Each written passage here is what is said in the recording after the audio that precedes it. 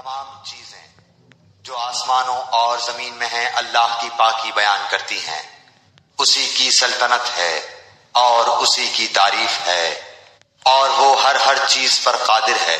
اسی نے تمہیں پیدا کیا ہے، سو تم میں سے بعضے تو کافر ہیں اور بعض ایمان والے ہیں، اور جو کچھ تم کر رہے ہو اللہ تعالی خوب دیکھ رہا ہے۔